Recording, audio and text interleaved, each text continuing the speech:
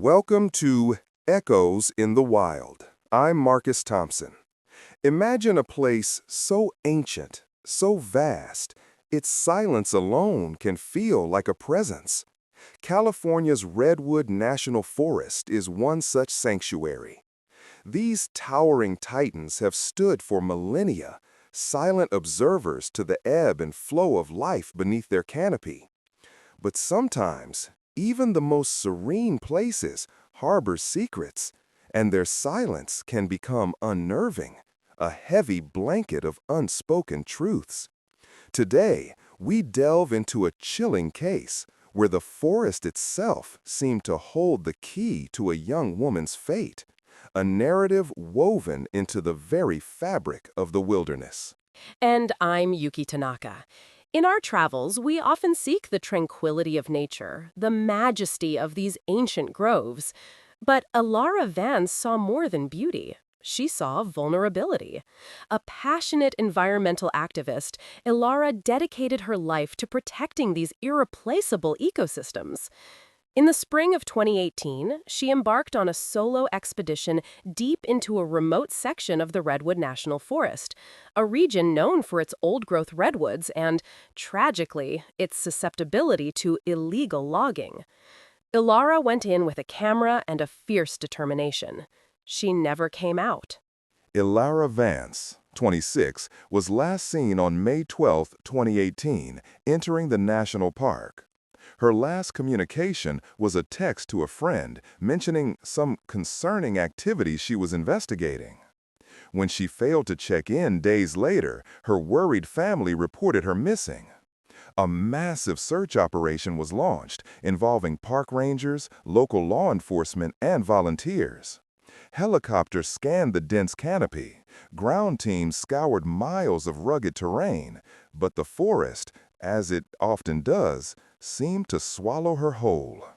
The initial days were filled with frantic hope, but as time stretched, that hope began to dwindle. The sheer scale of the Redwood National Forest is difficult to comprehend.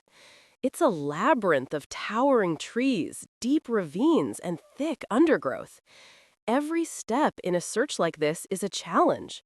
For days, the teams found nothing concrete. No discarded gear, no footprints that weren't already erased by the damp forest floor, no sign of Elara or what might have happened. The investigators were baffled. It was as if Elara had simply vanished into thin air, leaving no trace.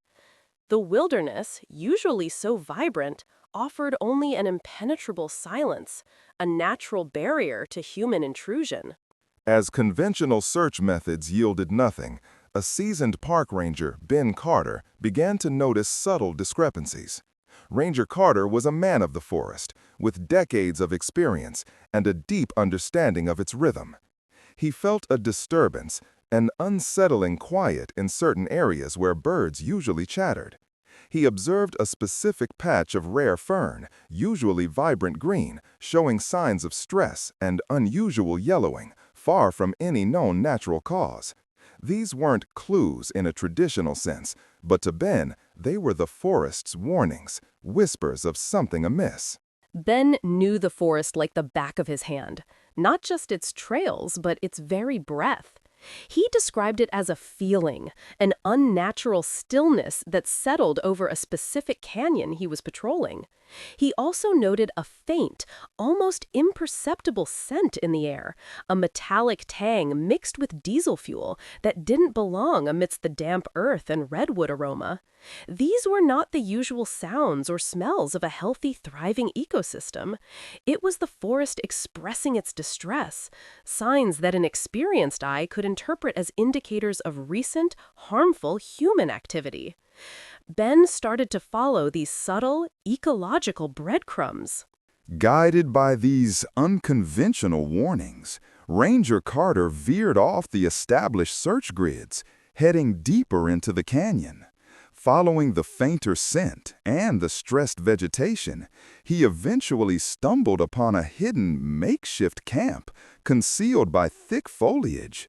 Inside, he found recent campfire ashes, discarded food wrappers, and, most disturbingly, several illegally felled redwood saplings, indicating a clandestine logging operation. This was the concerning activity Elara had alluded to. It was a stark violation of park regulations and a crime against nature itself. Near the camp, the silence intensified. Ben noticed a section of earth that looked unnaturally disturbed, partially concealed by fallen branches. With a sinking feeling, he began to clear away the debris. Beneath it, tragic confirmation.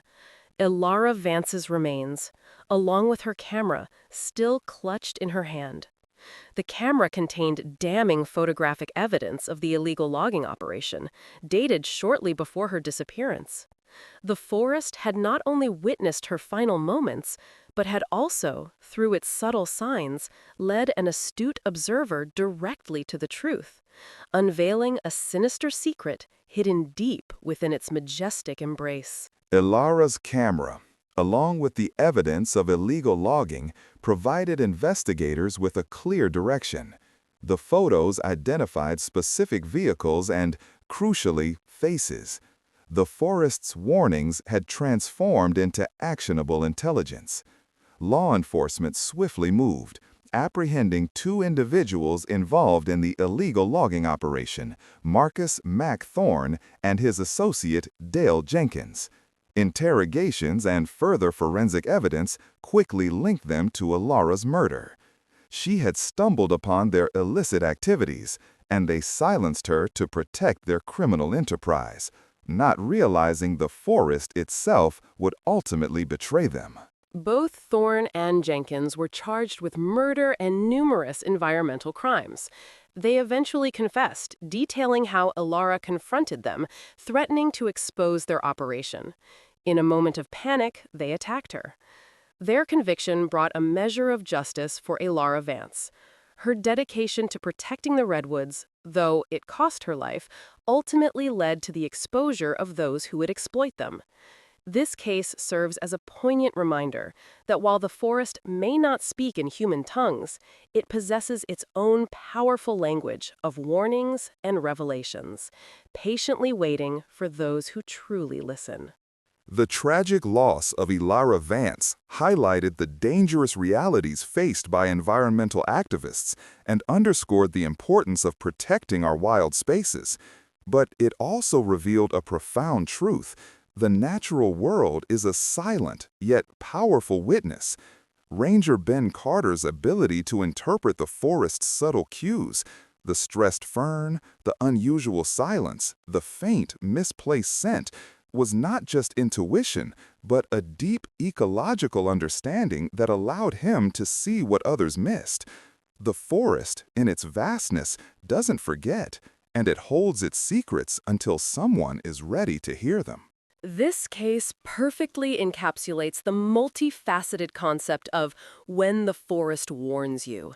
It started with ecological distress signals, like the unhealthy plants, escalated to literal warnings of danger from illicit human activity, and relied on the deep, almost symbolic understanding of a guardian like Ranger Carter. The redwoods, ancient and majestic, bore witness to a crime, and in their own way, pointed the path towards justice. Elara Vance's legacy lives on, a testament to her courage and a powerful reminder that we must not only protect our forests, but also learn to listen